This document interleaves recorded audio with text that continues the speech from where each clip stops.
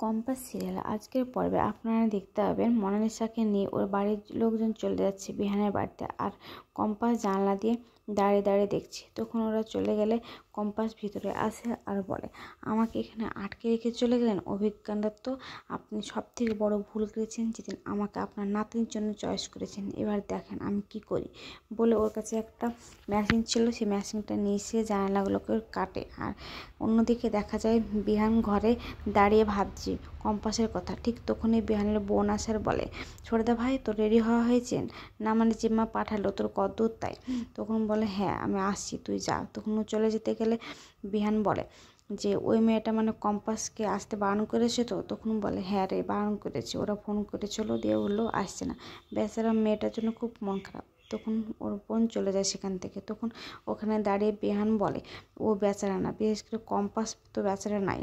অন্যদিকে মিডিয়ার লোকেরা বলছে এই বাড়িতে তো কিছু একটা হচ্ছে, এত বড় বাড়িতে। আর আমাদের কাছে যে ফুটেজগুলো এসছে এমনি এমনি তো আসেনি। বিহান স্যারের সাথে অন্য একটা মেয়ের বিয়ে হয়েছে সে জঙ্গলে, সেটা আমাদেরকে প্রমাণ করতেই হবে। অন্যদিকে দেখা যায় যে কম্পাস জানলা কেটে ফেলেছে, কেটে জানলা দিয়ে পালিয়ে আসছে।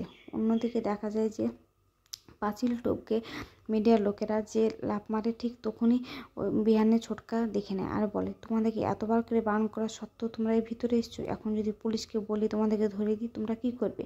তখন মিডিয়ার লোকেরা বলে, না মানে আমাদের কাছে একটা ভিডিও একটা ফুটেজ এসছে। তখন বলে কি? তো একটা মেয়ের সঙ্গে বিহান স্যারের আগে বিয়ে হয়েছে একটা জঙ্গলে। তখন বলে কই দেখি। তখন ভিডিওটা দেখে আর বলে এগুলো সব মিথ্যে, এগুলো সব ফেক ভিডিও। আর তোমরা যদি ফেক ভিডিও নিয়ে কোনো সোশ্যাল মিডিয়ায় ছাড়েছো তো তোমাদেরকে পুলিশকে দিয়ে ধরো, তাই বলে। আর সেখানে সিকিউরিটিকে ডেকে ওদেরকে ঘাড় ধাক্কা দিয়ে বের করে দেয়।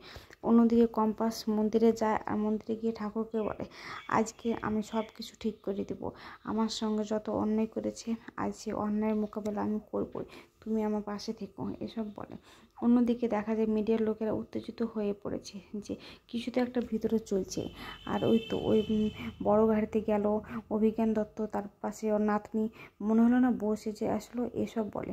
অন্যদিকে দেখে বাড়িতে সবাই বলছে যে অভিজ্ঞান দত্তটা তো চলে এসেছে, গাড়ির শব্দ পেলাম, তুমি যাচ্ছ না কেন? তখন ঋতুজা ওর বাবাকে বলে, তখন ওর বাবা বলে ঠিক আছে যাচ্ছি। তখন ওর বাবা এসে বিহানের দাদা আর বৌদিদেরকে বলে ওদেরকে আনার জন্যে। তখন ওখানে গিয়ে আবার ঋতুজাকে বলে, আমি বলে দিয়েছি বড় বৌমা আর বড় ছেলেদেরকে।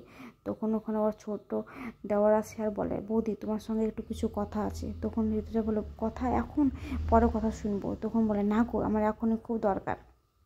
তখন অন্যদিকে নিয়ে যায় আর কথাগুলো বলে যে জানো বিহান ও কম্পাসের বিয়ের ছবিটা সবার কাছে পৌঁছে গেছে, বিশেষ করে মিডিয়ার লোকের কাছে। আমরা দেখলাম, আমাকে দেখালো, আমার তো মাথার ঘাম পায়ে পড়ে গেছে।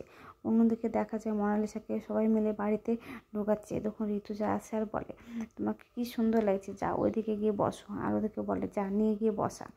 এদিকে বলে যে সব ঠিকঠাক আছে তো? তো হ্যাঁ। তখন বলে যা ওরা কি খাবে দেখো। তখন ওখানে মুক্তি যায় আর বলে, আপনারা কি খাবেন, চা না কফি? তখন অভিজ্ঞান দত্ত বলে, না আগে বিয়েটা ভালো ভালো হোক, তারপরে সব কিছু খাচ্ছি।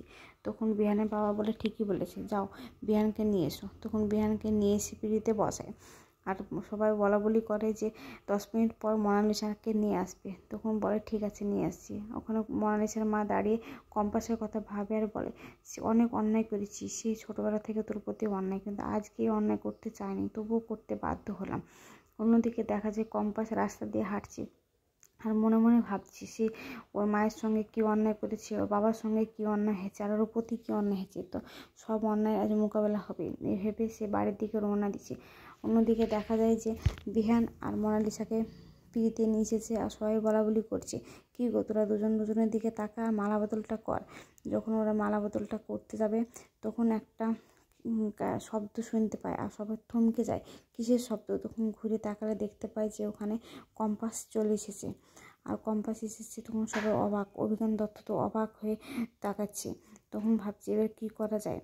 তো আগাম পর্বে দেখা যাবে যে কম্পাস বাড়ির ভিতরে ঢুকে পড়েছে আর বাড়ির ভিতরে এসে সবাইকে বলছে যে ও ছোটোবেলা থেকে ক্লাস 8 থেকে আমি ওর জন্য পড়াশোনা করছি, ও কোনোদিন পড়াশোনা করেনি, ওর কোনো বুদ্ধিও নেই, কোনো শিক্ষাগত না, ও জিরো, এসব বলছে। তো আজকের পর্বটা কেমন লাগছে আপনার, ভালো লাগলে কমেন্ট